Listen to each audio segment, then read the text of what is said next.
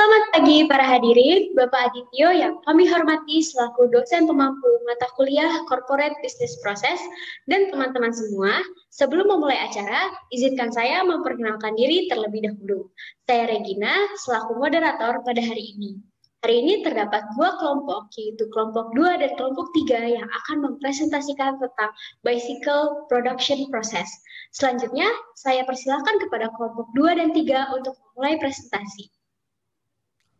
Halo semuanya, selamat datang di presentasi kami. Kami akan mempresentasikan tentang Bicycle Production Process. Nah, tim kami ini terdiri dari dua tim, yaitu tim 2 dan tim 3. Nah, main topik pada presentasi ini adalah Engineering Drawing, Bill of Material, Bicycle Plan, Layout, Product Routing, dan Production Capacity. Lalu setelah itu akan ada tanya jawab yang akan dijawab oleh tim 3. Nah, pertama kita akan melihat dari Engineering Drawing. Oke, jadi sini saya akan menjelaskan tentang engineering drawing-nya ya. Bisa kita lihat di sini itu merupakan hasil dari engineering drawing atau bisa dibilang sebagai blueprint dari sepeda yang bisa kita buat.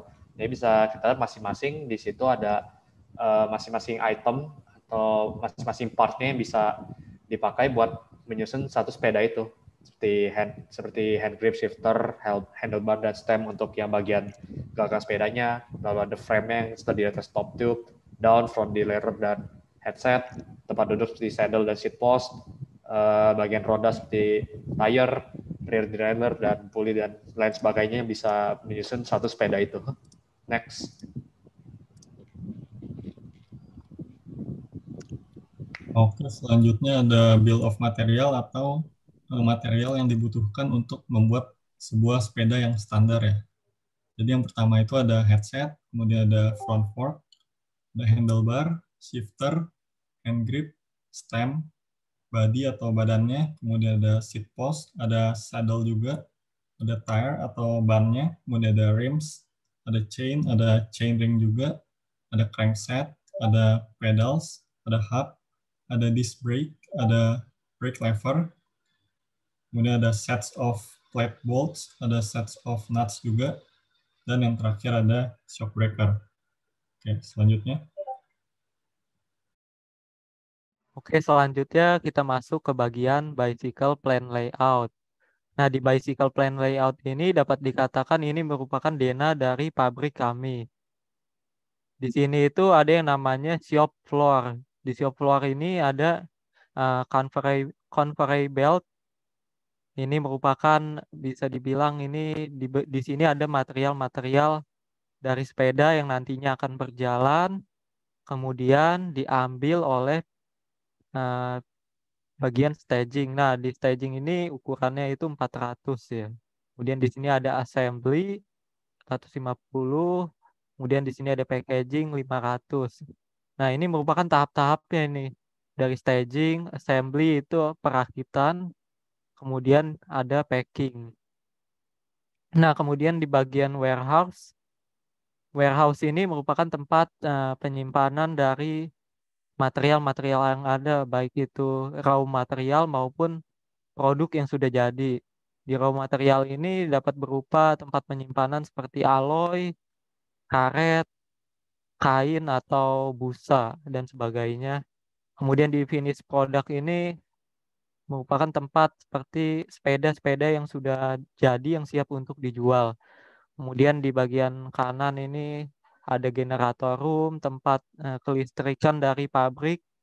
Kemudian ada restroom, water reservoir, yaitu tempat penyimpanan air. Kemudian ada kantin, di bagian bawah itu ada office dan toilet.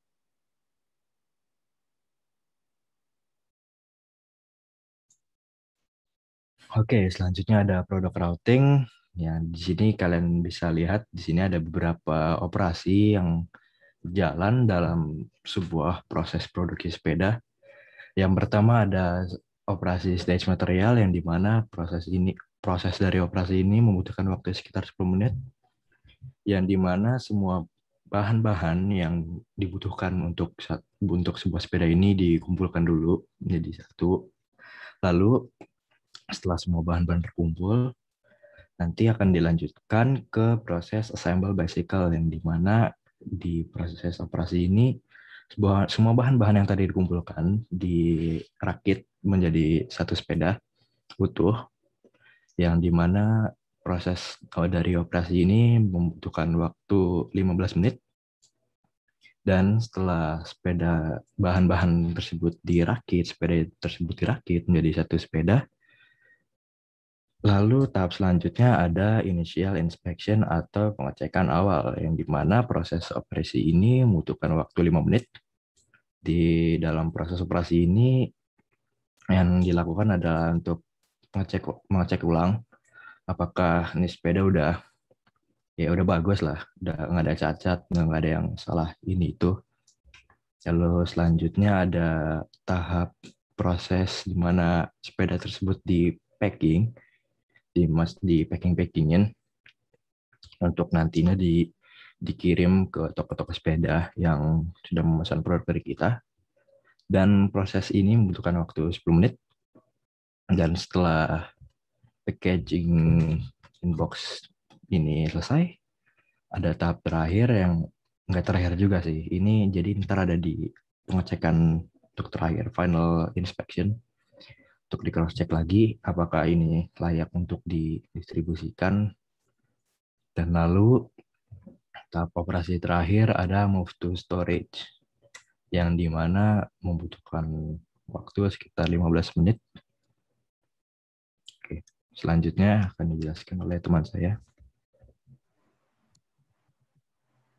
Oke, yang bagian berikutnya adalah production capacity.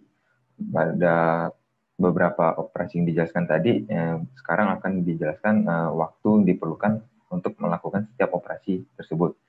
Untuk yang pertama ada stage material, waktu perkiraannya adalah 10 menit untuk setiap 50 unit. Dan waktu yang diperlukan untuk 50 unit itu, maksudnya waktu yang diperlukan untuk 50 unit itu sekitar 10 menit. Lalu untuk operasi kedua, assemble bicycle-nya itu nanti perkiraan waktunya adalah 15 menit per sepeda. Lalu perkiraan waktu untuk 50 sepedanya adalah 750 menit. Dan untuk tahap ketiga, yaitu inspect deck, itu waktu yang diperlukan perkiraannya adalah 5 menit untuk per sepedanya. Dan waktu yang diperlukan untuk 50 sepedanya adalah sekitar 250 menit. Lalu operasi yang berikutnya yaitu pack in packing box, itu 10 menit untuk setiap sepedanya. Dan waktu yang diperkirakan untuk 50 sepedanya adalah 500 menit. Tahap berikutnya yaitu final inspection, waktu perkiranya adalah 5 menit per sepeda, dan waktu untuk 50 sepedanya adalah 250 menit. Dan tahap terakhir adalah move to storage, itu ada 15 menit per 50 sepeda. Dan perkiraan waktunya adalah 15 menit untuk 50 sepedanya. Dan setelah dihitung, total waktu yang diperlukan adalah 1.775 menit, atau sekitar 29,58 jam.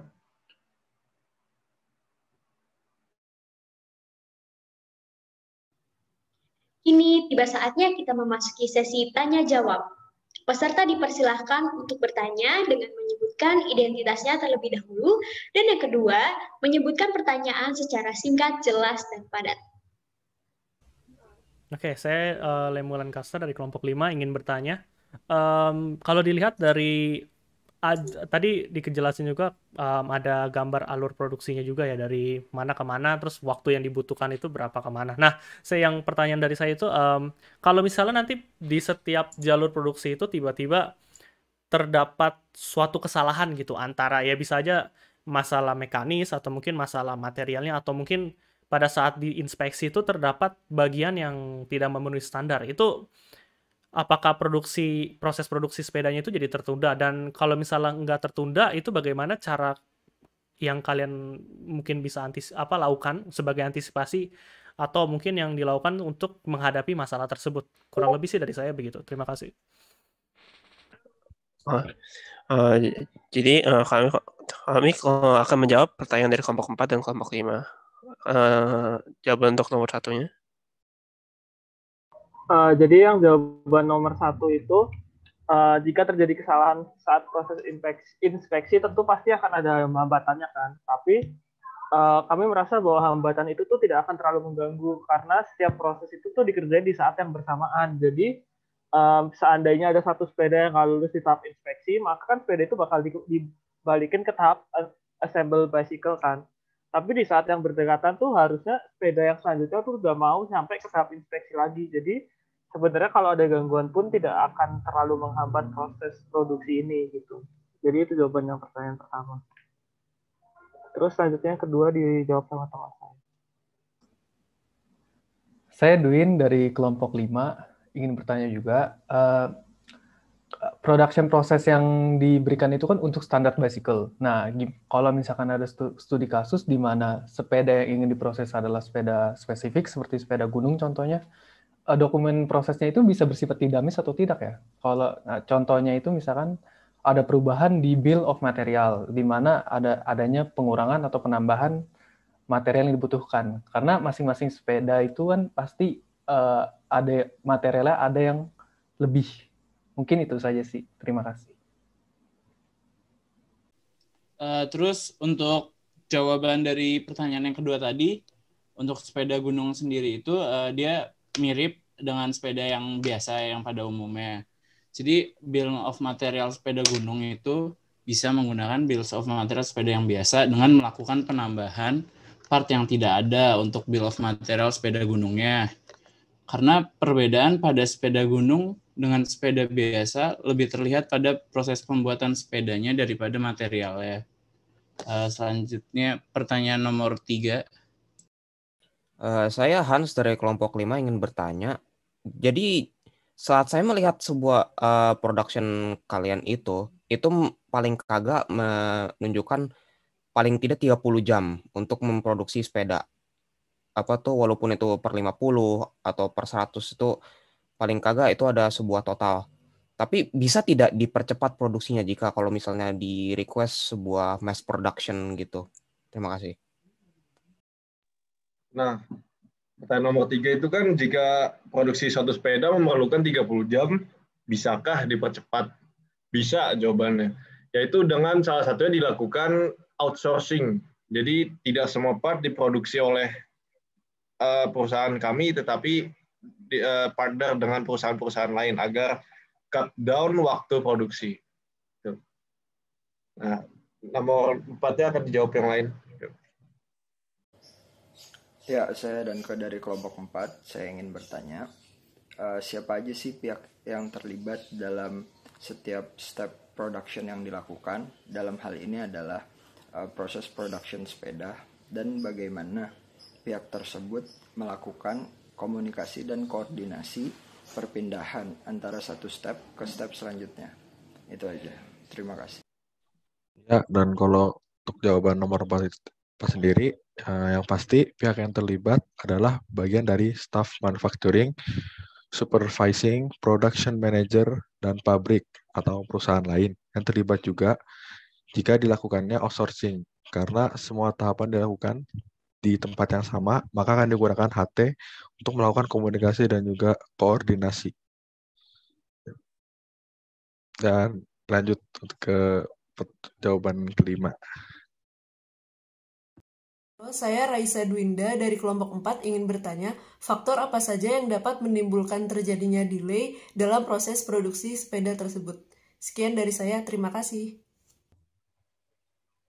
Untuk nomor 5, faktor apa saja yang mungkin dapat menimbulkan terjadinya delay itu, tahap yang paling berisiko mengalami delay adalah tahap assemble dan juga inspeksi, karena dalam tahap assemble sangat riskan terjadi kesalahan yang dapat menunda produksi. Sedangkan di tahap inspeksi awal masih mungkin banyak produk yang belum sesuai standar, sehingga harus dikembalikan untuk dilakukan perbaikan. Halo, saya Suhatu Inayati dari kelompok 4 ingin bertanya, apakah proses shipment-nya setelah move to storage? Lalu bagaimana jika setelah dikirim terjadi kerusakan pada barang? Apakah ada SOP khusus dari perusahaan? Terima kasih. Nah, untuk jawaban nomor 6, yaitu setiap produk yang sudah dikirimkan ke storage akan diperiksa kembali lagi saat di storage. Dan jika ada produk yang belum sesuai dengan standar kualitas, maka produk tersebut akan dikembalikan lagi.